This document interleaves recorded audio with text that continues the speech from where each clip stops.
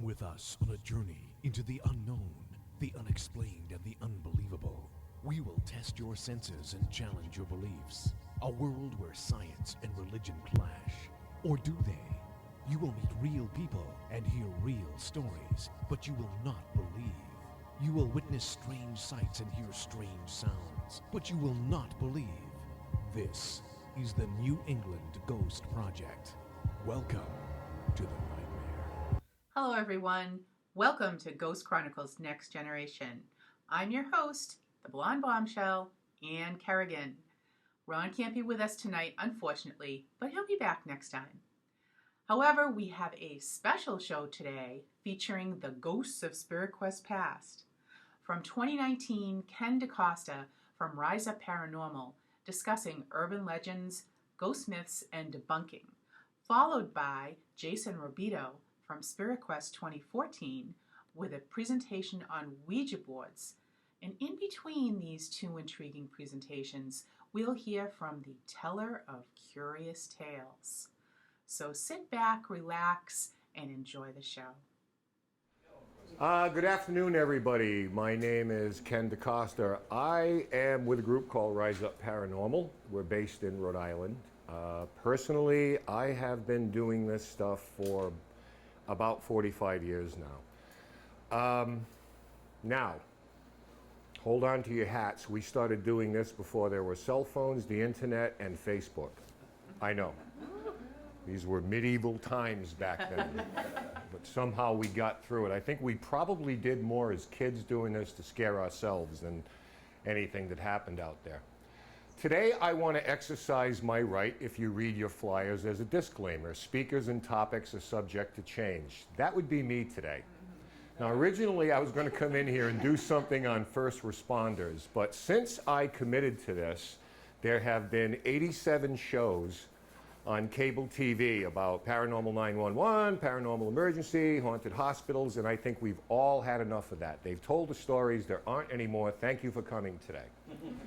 So what I decided to do is something else that piqued my interest, and that's legends. I consider myself first and foremost to be a researcher.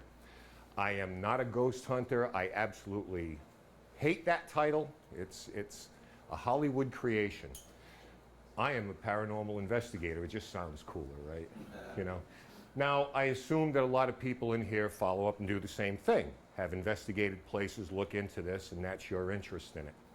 History is very important to me. Some people it's not, but to me it is, because I love it so much. And I think it gives us some kind of a blueprint into any location we're going into. You make a plan. The plan can go poof in a minute, but at least you have some kind of bearing on what's going on. One of the things that we encounter a lot are legends. And we all know that in every legend, there really is a grain of truth somewhere. But as it's told and retold, pretty soon it grows arms, legs, feet, hands, and it becomes something that we don't recognize in the first place. So I want to talk a little bit about that today. And toward the end, get into a couple of locations, iconic locations, that I kind of don't want to poke holes in so much as give you an example of how legends sometimes don't meet up with facts. Okay? This is not to say that these places are not haunted and people don't have experiences there, because I believe they have. Some of them are very credible. But I think we have to follow what history tells us, what's documented. So if you don't mind, I'm going to, because I threw this together at the last second, Steve read like a narrative on this, so I can have my notes. Okay, urban legends. Usually how they grow is they're passed along by people that we have implicit trust in. My mother told me that a friend of hers told her that this is true. Urban legends now, in this date and time, pardon me while I reach over, I'll give you the textbook version, an often lurid story or anecdote that's based on hearsay and widely circulated as true. Now, the details may change to meet the times. The horse and buggy from centuries ago suddenly become BMW. You know, we've heard urban legends. We've heard about the driver behind you who's flashing the lights on and the girl's trying to escape him thinking it's a crazed killer when in fact he pulls her over and says, the crazed killer is in your back seat. I was trying to warn you. Okay? A lot of these are parables or cautionary tales, and it's something that we're going to get into, but they do serve a purpose. So they're updated to keep track with contemporary times. And you can learn a lot about urban and modern culture coming from these type of stories. There are some that are based on real incidents, and in fact, they're so powerful that sometime in the 70s, Procter & Gamble had a logo that somehow people said had some kind of satanic symbolism in it, okay?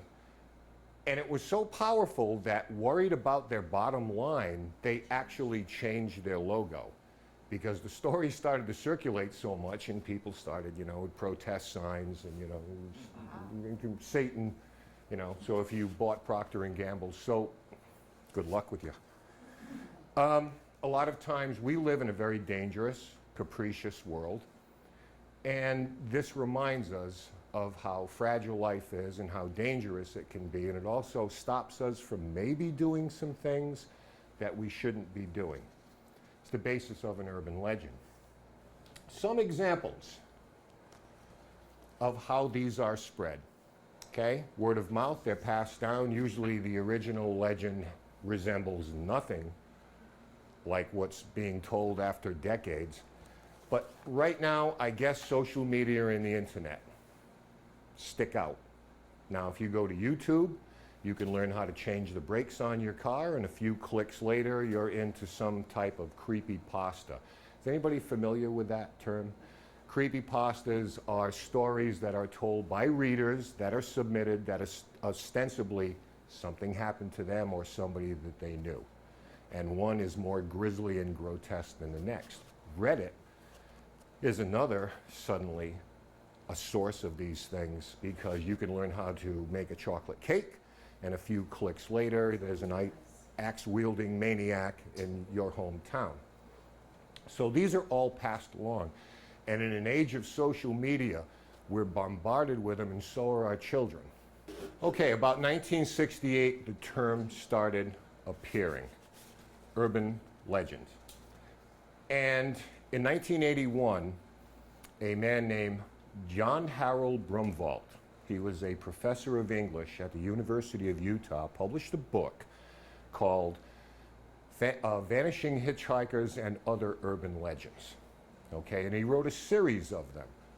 And it was done in good humor, and it was done, you know, just to tell a story, but then these things started to grow a life of their own. Now, some of these things date back to early cultures, Native American culture, so forth and so on, but a lot of them reflect our culture right now. So they're commonly updated. Right? And you can see these on social media.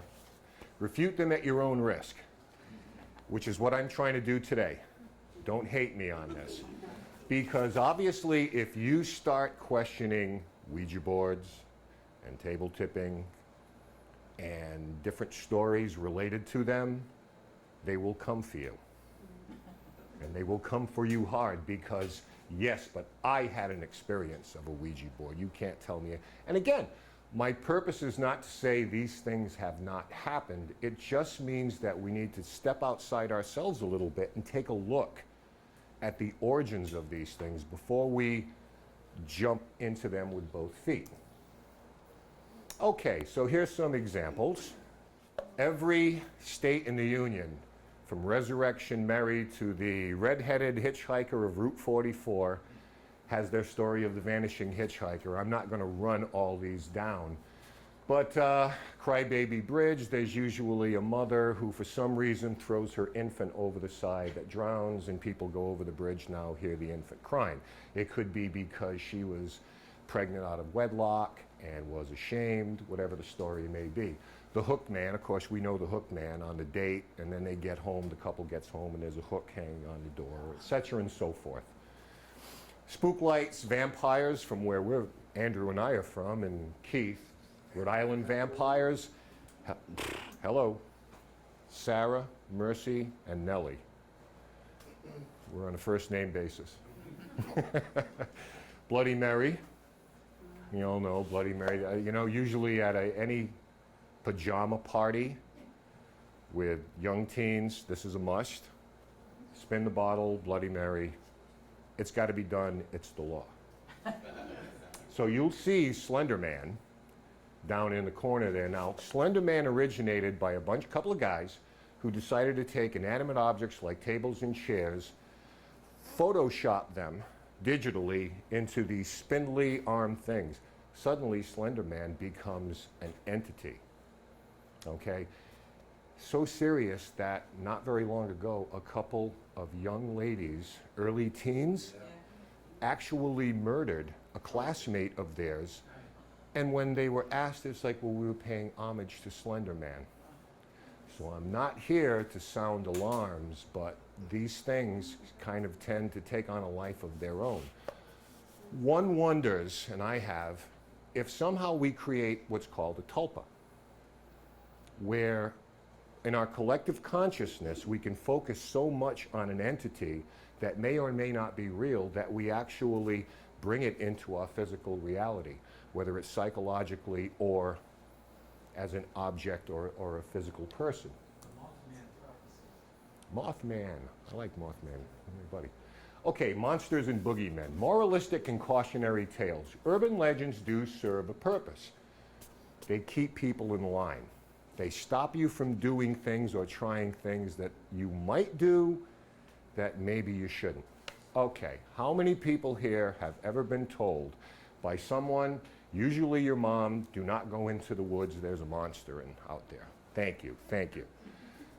There are cliffs, there are sinkholes, there are animals, and you're placing yourself in danger. It's not quite enough to explain to a young kid, well, you could fall off a cliff, because the first thing we do as kids is go climb the ledge, okay? Some of us, you know, I've heard of kids jumping off roofs with a towel on their back pretending they're Superman. Me. Don't go down in the basement, there's a monster down there. Actually, there's paint, turpentine, a furnace, and different things. So it's easier to scare the hell out of somebody than it is to reason with all of us sometimes. The boogeyman comes to mind. And we talked a little bit about how cultures change. In our world, a boogeyman now could be not so much the person who lives under your bed, it could be a terrorist, could be the AIDS virus, it could be roving gangs, you know, and I'm not trying to be political here, but fear is a great motivator. Fear can control you, and if we can spread enough fear, pretty soon you fall into line. And that's what all this is about. Okay, so moving right along, the college campus, prime territory for urban legends. All right, let's talk about three that are common. The co-ed who hung herself in her room, co-ed / nun, depending on, right? Pregnant with child by one of her professors or a boy at the college who renounces her. Wants nothing to do with it. In shame, she takes her own life. What is the moral of the story? Do not have promiscuous, unprotected sex. Okay? Knife-wielding maniac on campus or in the general area, preying on couples or people that are alone. The moral of the story, safety in numbers. Don't go wandering around the campus. Okay. The third one, which I'm going to have to check on here, bear with me. Okay, that's good. Okay, co-ed practicing the black arts. Goes off by herself, alienated from the rest of the student population, locks herself in her room, conjuring spirits. She's usually not heard of from a few days and is found dead in the room. Sometimes in a pool of blood, which no matter what you do, you can't get up off the floor. Okay? So, what's the parable? Assimilate into the culture. Don't be iconoclastic. Don't be an individual. Don't go practice your own thing. Hang out, party with us, be one of the group. Assimilate yourself into the culture here. Secondary is don't mess with the black arts, of course. On college campuses, you'll see that these stories are usually passed down from the upperclassmen to the incoming freshmen because they were told, we pass it on, and pretty soon we create a culture here of everybody fitting in where they're supposed to. Okay? Okay. First, we want to talk about a legend.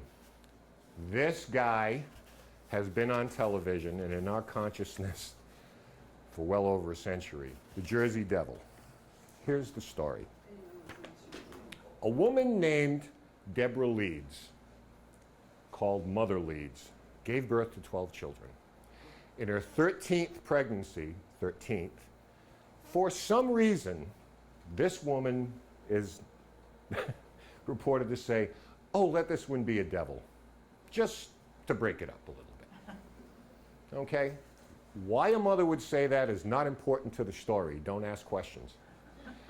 But she claims that she wanted this child to be a devil. So, the day of the birth comes, a midwife comes in. They're in a cabin out in the Pine Barrens of New Jersey, very desolate area. The baby is born. Comes out with the head of a horse, hoofs, a tail, wings, comes out, screams, immediately kills the midwife, flies around the room, zips up the chimney out in the woods. We got to get this thing. To this day, it is said to exist, so apparently it's also immortal. So it's got that going for it as well.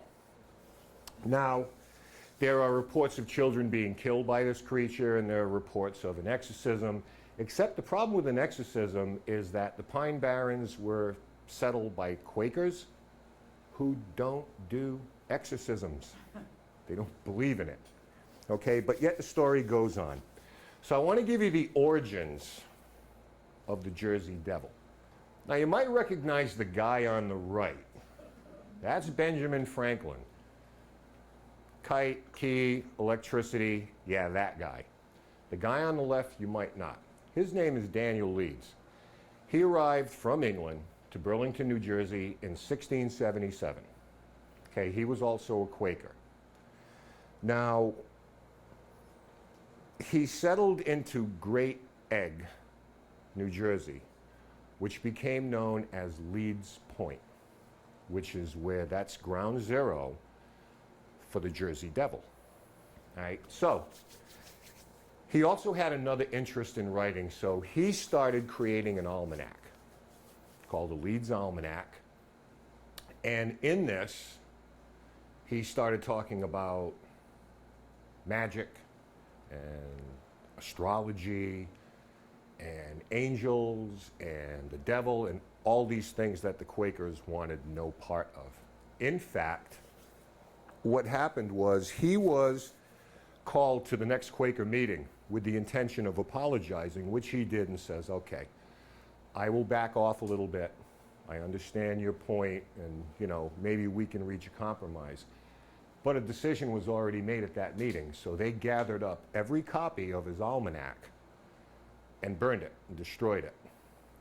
This infuriated Leeds, who said, well, if we're going to go about it that way, I'm going to continue to print it. And in fact, he got one of the early, most famous printers, a guy named William Bradford, who was actually printing this for him.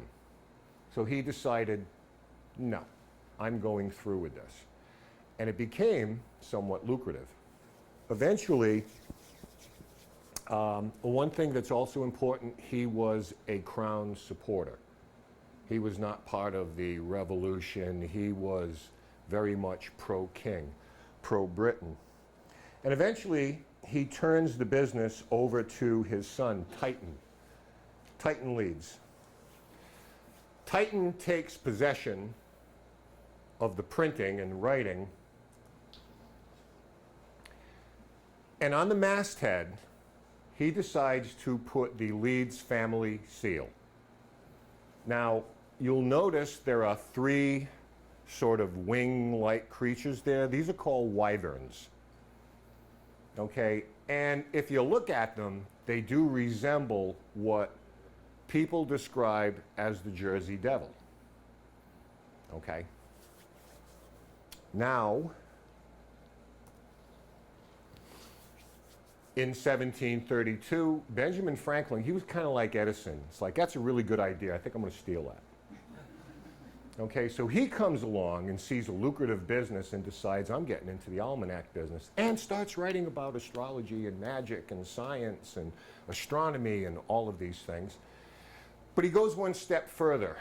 He decides to discredit Titan for his own purposes. It's like, buy this and not this. He considers it to be kind of in fun, whereas Titan Leeds is dead serious about this. You're cutting into my business, and this is what you're doing to me.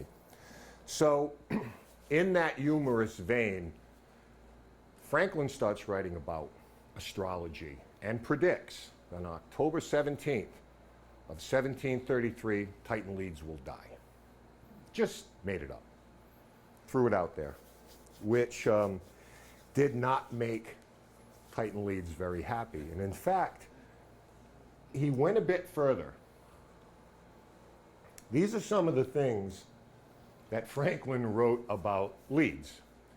He's too well bred to use any man so indecently and so scurrilously, meaning that this can't be Titan Leeds that's writing this. It's got to be the incarnation of the devil himself. Because Titan Leeds comes from a good upbringing. He's a good kid. He wouldn't do something like this. Ha ha. Goes further. He received much abuse from the ghost of Titan Leeds. So what Franklin is saying on October 17th, as predicted, Titan Leeds did die, but his ghost is still running that paper and picking on me. Again, this is all satire, but people are like, they're aghast by this stuff. And thirdly, Honest Titan, deceased, was raised from the dead and made to abuse his old friend Franklin. Again, very tongue-in-cheek. Titan Leeds is losing his mind at this point. Okay. So, I mean, you had Quaker rivalries, you had almanac wars, and one other thing about Daniel Leeds, his first wife died in England. The second gave birth, but both mother and child died in childbirth, sadly. His third wife had 8 children. His fourth, there's no record of it. So now you already see lots of kids, big family. You have Benjamin Franklin poking fun. You have the masthead. You have the Leeds family. You have all of this stuff. So, does that mean that people in New Jersey are not hearing and seeing things? No, I'm not suggesting that at all. But again, when we look at legend versus reality, if you want to go into the Pine Barrens and you hear something weird, just know that, I don't know how many people are going to go. Nobody, right? Okay. Just know where the origins of this legend came from. Okay, so we hear it all the time. The Leeds family, Mother Leeds, it was actually a future father of our country who just decided to exact his pound of flesh. So, second location I want to talk about. This place.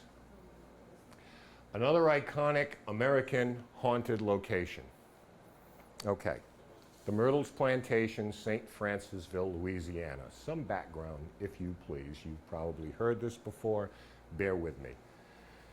A man named Clark Woodruff decides to open an academy down there. He's going to teach science, math, English. He's a professor. He's also studying law. Pretty upstanding guy, very intelligent. He falls in love with one of his students, Sarah Mathilda Bradford. Okay, her father is a judge. He lives in this place. Eventually, Sarah and Clark move in here. Okay. Now, she has 2 children, 2 daughters, is pregnant with a third. During her pregnancy, he enters into an affair with a slave on the property named Chloe. Now, Chloe has no interest in this, but it's better than working in the fields, so she decides to tolerate this. until Clark Woodruff decides that he's become bored with her, takes a different lover. She is terrified that he no longer has any use for her. She'll be put out to the fields. So she takes to eavesdropping on conversations, hoping not to hear her name mentioned. And eventually she's caught by Mr. Woodruff, who as punishment takes a knife, cuts off her ear. Okay, that'll teach you to listen to our conversations. To hide the scar, she begins wearing a green turban. She concocts a plan. She says, here's what I'm going to do. I am going to let them know that I am indispensable. I am invaluable. They need me. So as the story goes, she bakes a birthday cake for the oldest daughter, and it's served after dinner. Mr. Woodruff does not partake in the cake, but the mother and the two daughters do. In making the cake, with the flour, the eggs, the sugar, she mixes in and crumbles oleander leaves, which can make someone violently ill or in heavy doses can actually poison you and kill you. She mixes them in there with the plan that when they get sick, I'll take care of them. I'll show Mr. Woodruff that I'm invaluable. He needs me. Okay? It's better than being sent out there. The cake is served. Mr. Woodruff has none. The mother-daughters have a slice. Within hours, they fall violently ill. Chloe tends to them, but suddenly becomes horrified that she overdid the dosage. So the mother, the two daughters end up dying. When the rest of the slaves found out about this, they went in the house, grabbed Chloe, dragged her outside because they were afraid of retribution on their own part because Woodruff was angry about this, hung her, then cut her body up, threw it into the river. That's the story of Chloe. Now, you've probably seen this picture a gazillion times. And here's the obligatory red circle that we always use in the paranormal, just in case you can't see what we're talking about. Hey, we're professionals. We know what we're doing. So you see a figure here who's taken by a guest. And at the time, a woman named Tita Moss and her husband had purchased the Myrtles plantation. They'd heard about the hauntings and things like that. So if you can see as the blow up there, you see what appears to be a woman, possibly with a turban on her head, translucent. You can see the clapboards right through her. This is Chloe. This proves that her ghost is haunting the Myrtles plantation. Definitive proof. Not only that, but there's something else in this picture that a lot of people don't pay attention to. Up on the roof, there appears to be two figures. You see some heads and shoulders. Immediately, this is like, and there's the two children. They're with Chloe, who poisoned them for eternity, and they all haunt the place. Problem. Tita Moss, because she'd heard so much of this, took the original picture, sent one copy to National Geographic and another to a local digital agency, and said, good on her, by the way, I want this verified, because this is in the papers, it's circulating, I don't want to be thrown into a hoax. So good for her. National Geographic, by the way, said, well, we can't really find anything that's been altered in this. However, two clowns at the digital agency who were aware of the legend thought it would be kind of cool if they inserted those two figures on the roof. When Tita looked at the original and then looked at what came back, she immediately saw that there had been some hanky-panky going on here. I challenge you to find the original photo because I looked for it just to show it to you. This is so highly circulated that I didn't have enough years left in my life to go through the internet and find the unaltered photo. So already you're starting to see that maybe not is all there that meets the eye. Oh, 17. Eesh. The photo. This photo is like in the 80s. Late 70s, early, yeah. I was just going to say like 1731. You all would have looked at me like, yeah, right. when the digital camera was first invented, late 1700s. Okay, so let's look at facts. Clark Woodruff was a philanderer and had many affairs. The truth is he was a soldier, a teacher, and devoted to his wife. He never remarried after her death. Legend number 2. He and Sarah Matilda had 2 daughters. She was carrying a third. They had 3. Cornelia Gale. The other one was a boy named James. And she was pregnant with Mary Octavia at the time. Number 3. Sarah and her 2 young daughters were murdered by poisoning. Sarah contracted yellow fever and died in 1823. Cornelia and James sadly died more than a year later of the same disease, which was very prevalent in the southern states especially. Mary Octavia lived into her 70s. Woodruff was shot and killed at the plantation. No, he died of natural causes at his daughter Mary Octavia's house. He eventually moved in with her.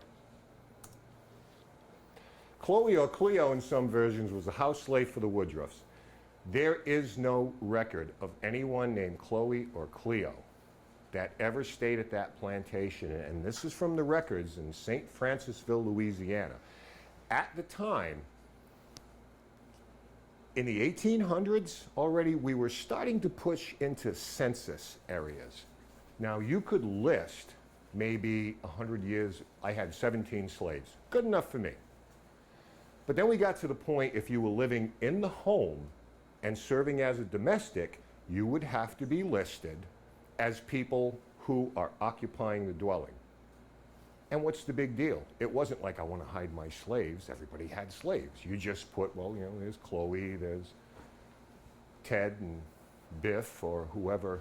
You know, I mean, to make light of it. It's not, you know, that kind of subject. But nonetheless, there's no record of a Cleo or Chloe that ever existed. Yet if you go to Myrtle's, they will tell you this story.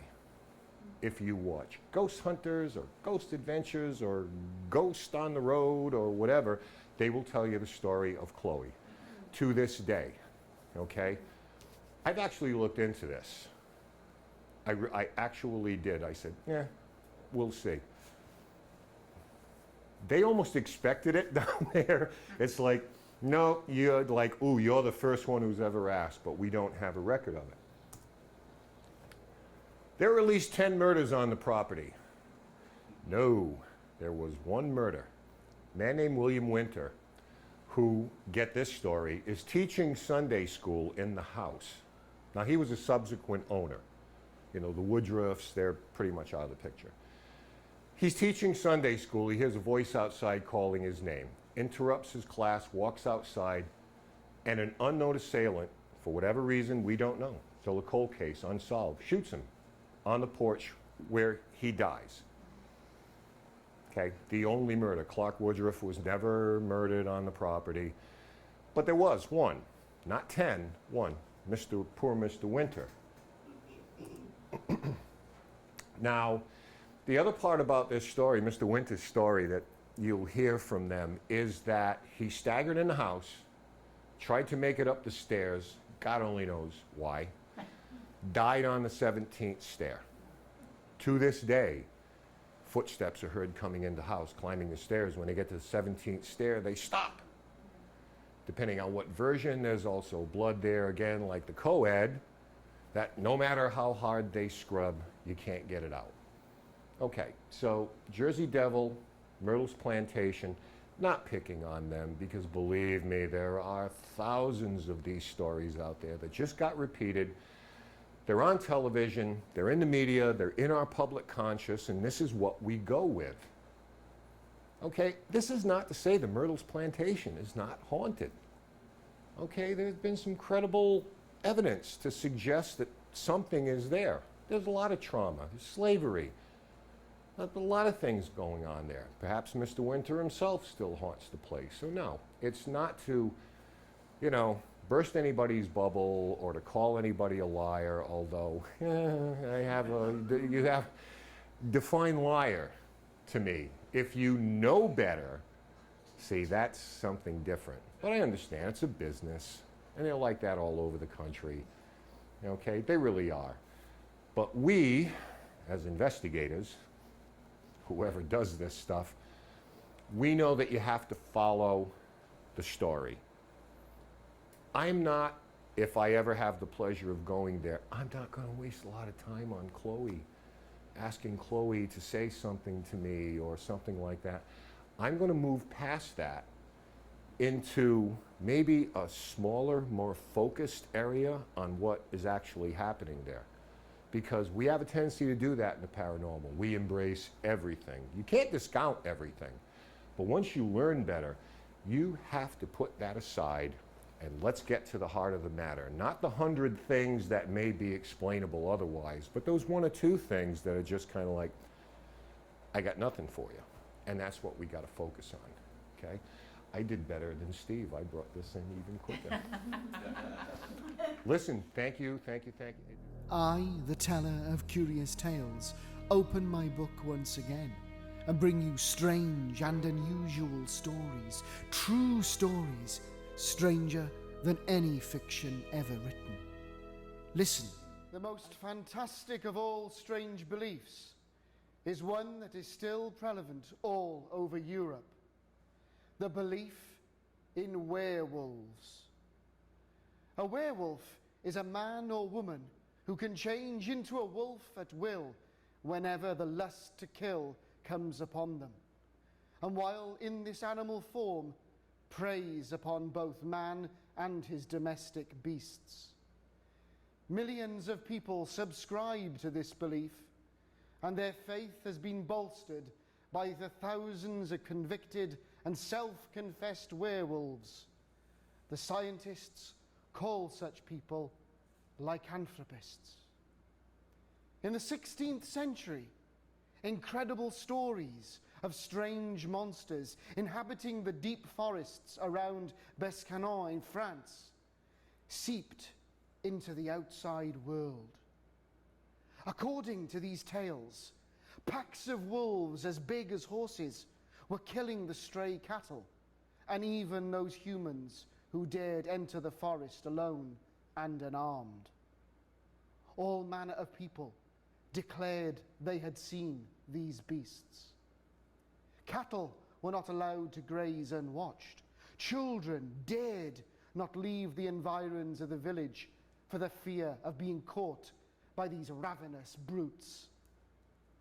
The disappearances were so numerous, and the beasts of prey so seldom seen, that the townspeople were saying, "These are no wolves. This is the work of werewolves." The resentment of the villagers and the peasants grew until they formed the equivalent of a modern posse.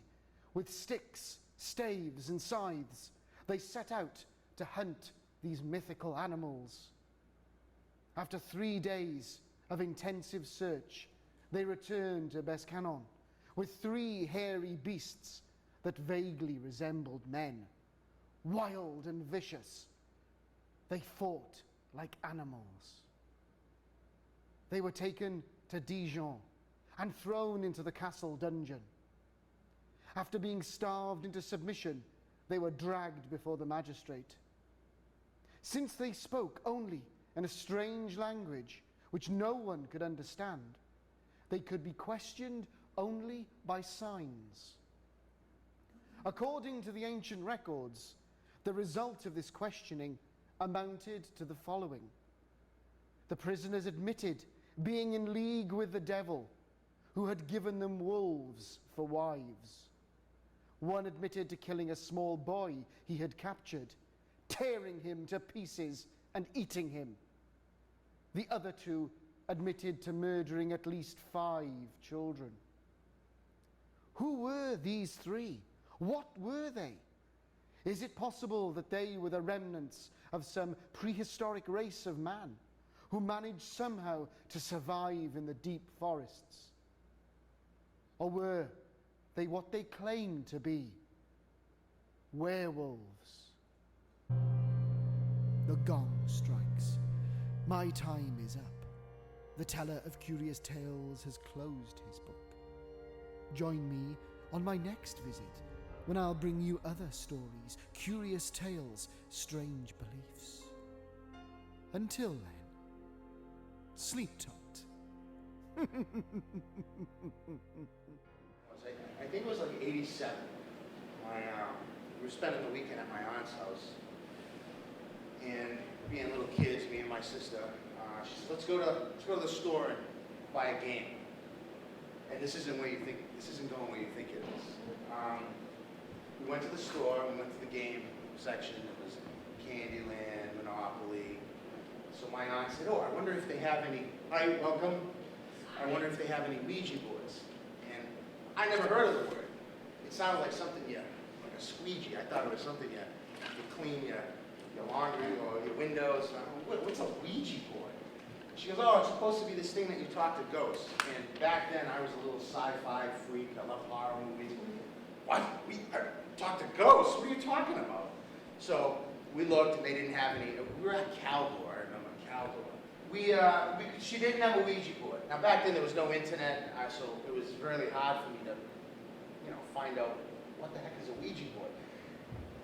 I had my mother, or myself, I called every store up and down the East Coast, all the toy stores, all the department stores, Salem, Mass. No one had any Ouija boards. And it actually wasn't until a few years later that I found out the reason no one had any Ouija boards is because of the movie The Exorcist. Not that they were banned, but I think there was a lot of baggage selling them in Toys R Us. When you see The Exorcist, oh yeah, your kid's just going to throw up pea soup everywhere, stabbing people with crucifixes. So it got a really bad rap. So it was off the shelves for a long time.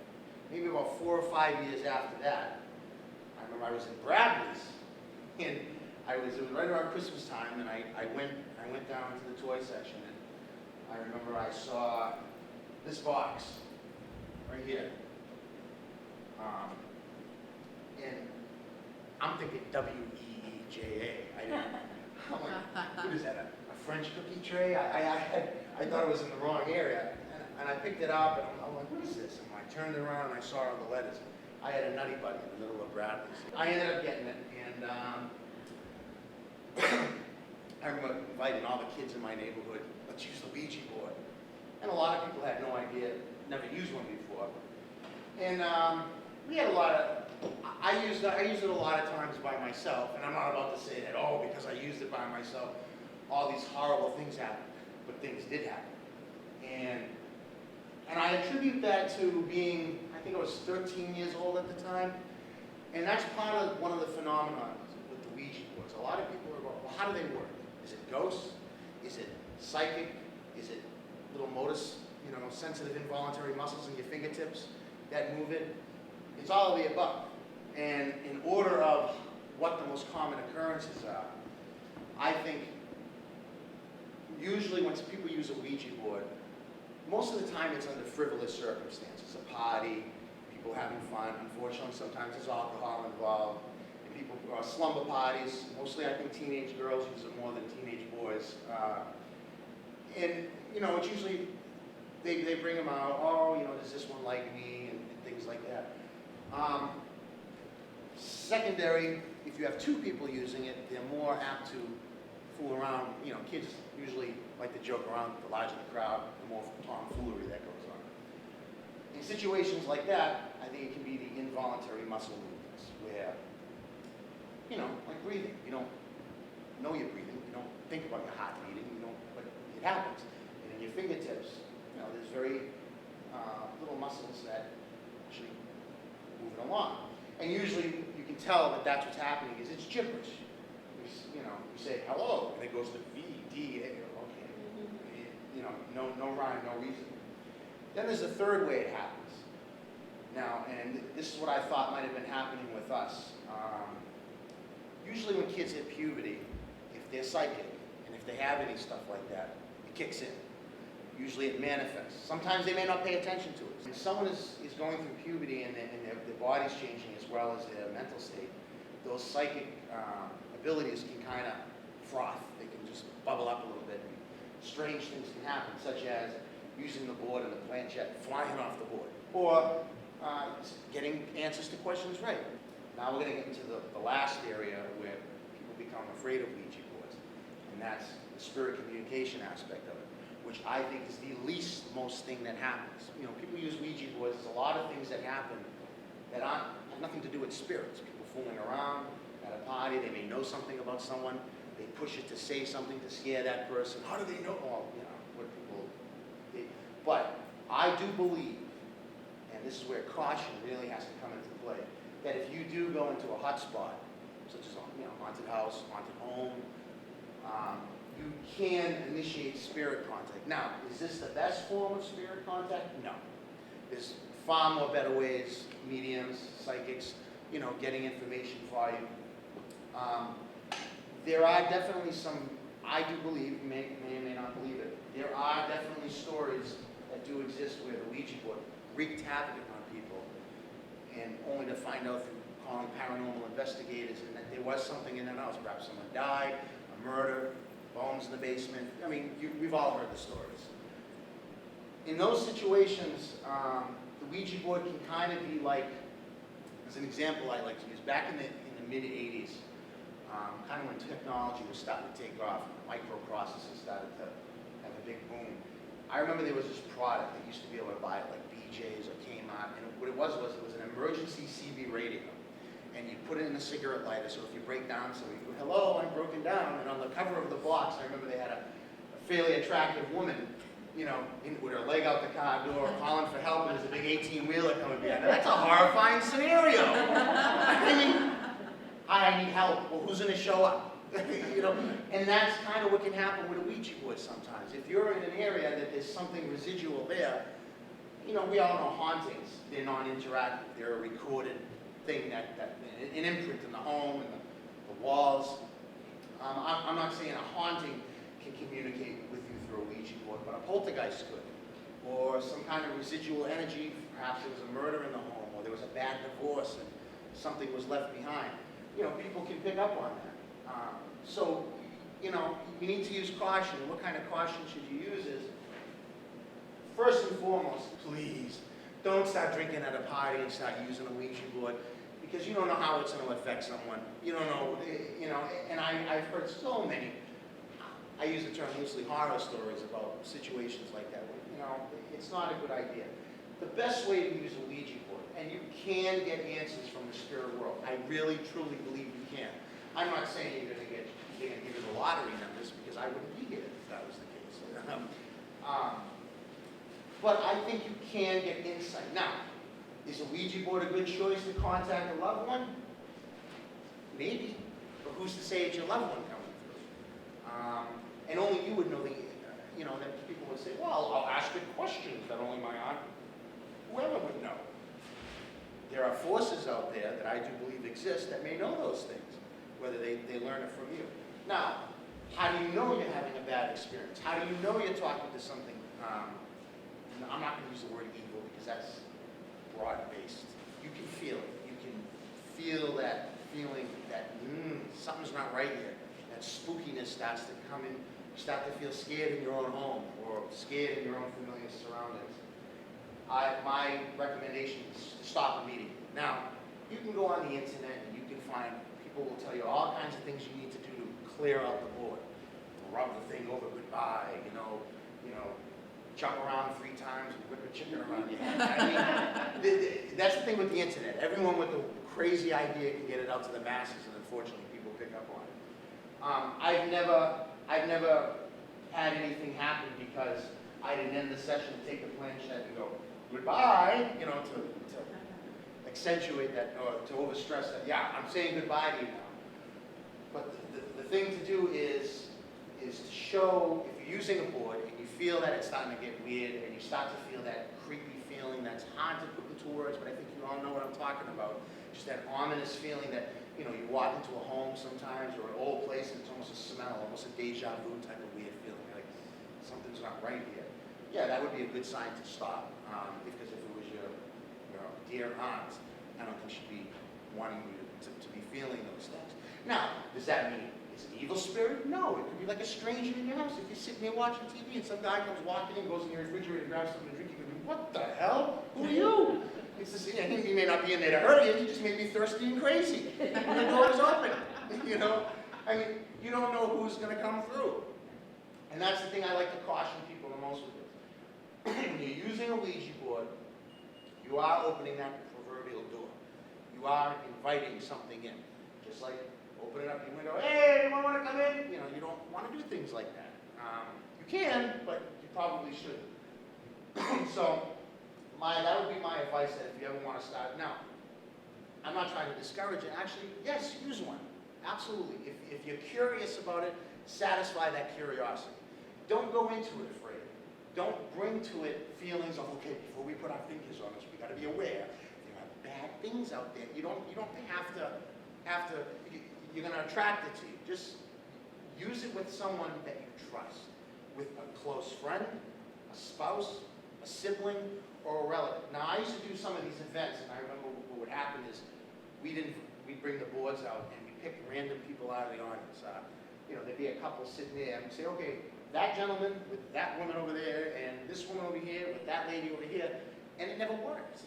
Now, it worked for me and my wife, who couldn't be here, she's got a respiratory infection, but it would work for me and my wife because we've known each other since 6th grade, 40 years old now, so we've known each other our whole lives. We're married, so there's a really good bond. And what would happen is we'd use the board, and people go, oh, you're pushing it, how come it doesn't work for anyone else, but it works for you?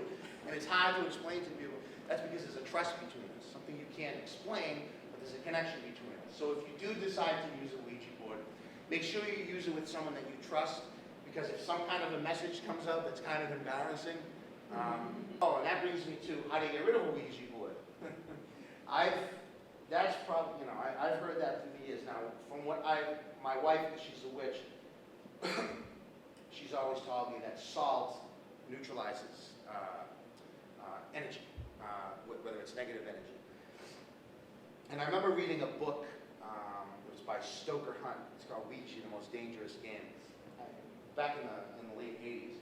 And I've actually recommended this to people, and they've told me it's worked, and this is after they've said they've tried to get rid of the board.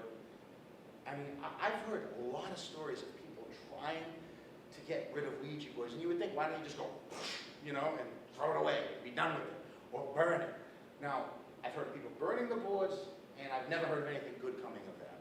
I've heard of people burning the boards, and then they think it's done, it's no problem, everything's fine, and then a year later, you know, they come home and vases are flying. Or something happened, something, you know, they say the ominous, fearful feeling is intensified now. There's no board in the house. There's not even a magic 8-ball anywhere in the house. And people, you know, they say, oh my God, it's horrible. And then they have to call in the ghost people, blah, blah, blah, you know how that goes. And then I've heard of people throwing it away and it appearing again. Now, I don't have it with me, and shame on me for not bringing it. I do have a board. That was one of the ones that was sent to me. It's one of these. Now, this board is from 1944. And I have one of those boards where, in the middle of it, I got it in the mail.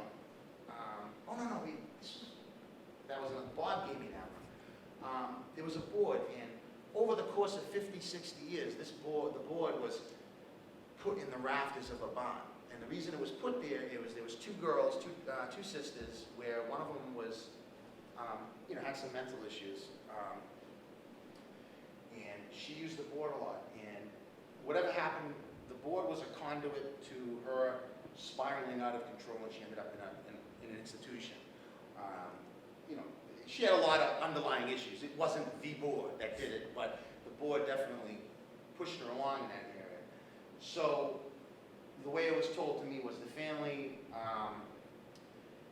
they tried to get rid of the board a couple times, and maybe the trashman threw it back in the yard. Well, hey, maybe you want this, and they gave, and it would appear back in the yard on the doorstep. So, and they didn't burn it, and it's not because they didn't burn it because they knew of the dangers of burning a board, they just didn't do it. So they put it in the rafters of the barn. 50 years later, the youngest daughter, she moved back into this house, now being in her 60s, 70 years old now. When they were knocking the barn down, they found the board again, and in the center of the board, over the course of 60 years, you could see water would drip on the board, and it'd be a splash. It was pretty cool looking. And she got the board, brought it back into the house. Oh, I remember this, my sister, and things started happening. And then finally the board, I think she ended up getting it to Bob, and Bob gave it to me. But I've had boards show up at my house with no return address. Just, we don't want this. Okay, well, how do you know where I need? Which is fine, I'll take it. Yeah, great, thank you. You know, some of these boards, you know, collecting these boards, some of them are worth a lot of money. I mean, when I started collecting these boards back in 88, 89, I'd get a couple of responses when looking for boards. I'd go into an antique store and I'd say, you got any Ouija boards? And usually the response is, no! Or, get out. You would never have anything in here like that. I've gone into, they go, you got any Ouija boards? No, and then found like a mystic soothsayer. I go, look, this is right. Well, you said Ouija board. Okay, thank you. And I was getting it for $3. I was going to yard sales. How much for that? I don't know, $5. That board today is worth $500.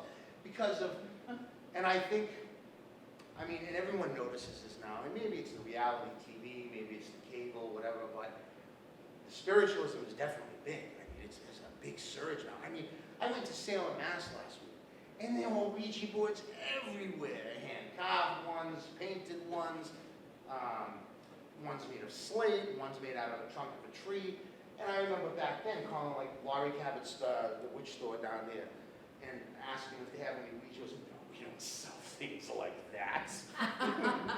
Shame on me, you know. But now it's, you know, it's kind of a bittersweet. You know, I'll be walking through the store and I'll see all these Ouija boards, and I'm like, I'm happy, but I'm also a little bit, oh, you know, I gotta get a new hobby. Maybe I should start collecting spatulas now. Because everyone else is doing it, and I don't want to do it anymore. But yeah, my first board was, you know, I got it at an antique store. All I thought was Parker Brothers boards. I didn't know there was anything else. I just thought, you know, we drove into Salem, Mass, with Beverly Parker Brothers, you know, and I knew from the movie The Exorcist and looking in an encyclopedia that Parker Brothers had the, you know, what's the word I'm looking for? The market. Yes, they had the market on the Ouija boards. But, and Bob talks about this a lot, the Ouija board was huge at one time. I mean, mega huge, especially in like, it was outselling Monopoly, especially during World War II. And why during World War II? And Ouija boards usually become very popular during wars. People thought they could use the Ouija board to find out what's going on with their loved ones overseas. They would think, if I can talk to my son on the Ouija board, that means he's dead. You know, and it's sad, but there was a big boom in it. And what happened was, the guy who owned these boards, owned the rights, the patents to William Full, and there's a lot of controversy through the years with, you know, he took it from his brother, and they got it from someone else. But just like nowadays, knockoffs. But that pink Barbie board will work just as good as this serious-looking handmade wooden board. I mean, you can put cards, index cards on a table, and take a shot glass and turn it upside down. You're still going to get the same effect. But I think you'll agree that both these gentlemen gave great presentations at Spirit Quest. We're hoping that we'll be able to return to VC Park this year to continue the annual para-conference that we've come to know and love.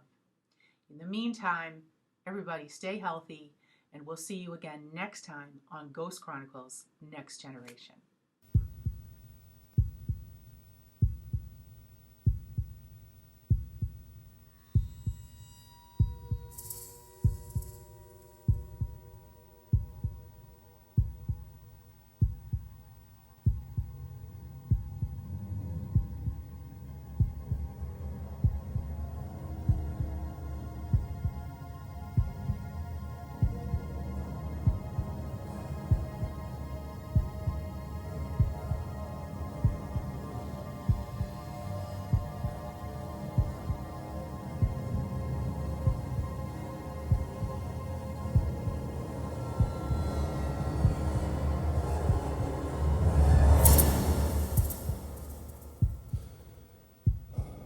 From ghoulies to ghosties, long-leggedy beasties, and things that go bump in the night.